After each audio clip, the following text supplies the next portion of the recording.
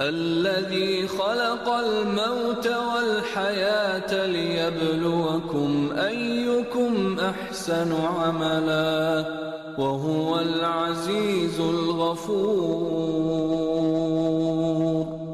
الذي خلق 7 سماوات طباقا ما ترى في خلق الرحمن من تفاوت فارجع البصر هل ترى من فطور ثم ارجع البصر كرتين ينقلب إليك البصر خاسئا وهو حسير.